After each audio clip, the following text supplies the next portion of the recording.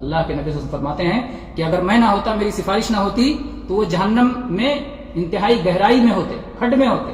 لیکن میری سفارش سے ان کو سب سے ہلکا عذاب دیا جائے گا۔ تو اللہ کے نبی صلی اللہ علیہ وسلم کی سفارش کے باوجود جہنم سے انہیں نکال کے جنت میں نہیں داخل کیا جائے گا، کیونکہ اللہ نے شرک والوں کے لیے جنت کو حرام کر دیا ہے، اور اس معاملے میں کسی کی سفارش بھی چلنے والی نہیں ہے، بلکہ اللہ نے تو اپنے نبیوں تک سے کہہ دیا کہ نبی بھی اگر شرک کریں گے تو ان کا بھی سارا عمل برباد ہو جائے گا۔ اللہ کو سب کچھ،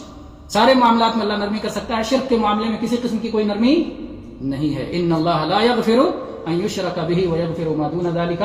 لمن یشاء۔ اللہ تعالیٰ اپنے ساتھ شرک کو کبھی معاف کرنے والا نہیں ہے اگر انسان اسی پہ مر گیا۔ اگر توبہ کر لیا تو اللہ اس کو بھی معاف کر دیتا ہے،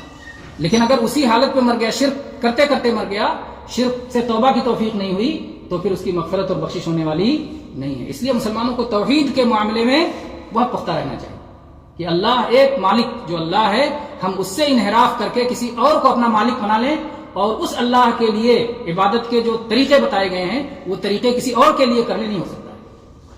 اللہ نے اپنی عبادت کا طریقہ بتایا کہ میرے لیے سجدہ کرو، وہ سجدہ اللہ ہی کے لیے ہوگا، کسی اور کے لیے نہیں ہوگا۔ رکوع اللہ ہی کے لیے ہوگا، نظر و نیاز اللہ ہی کے لیے ہوگی، طواف اللہ ہی کے گھر کا ہوگا،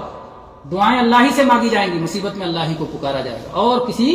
کی جے جے کار اور کسی کی تکبیر اور کسی کی بڑائی اللہ کے سوا مسلمان کسی کی نہیں کر سکتا۔ مسلمان کہے گا تو اللہ اکبر، اللہ سب سے بڑا ہے، لا الہ الا اللہ، اللہ کے سوا کوئی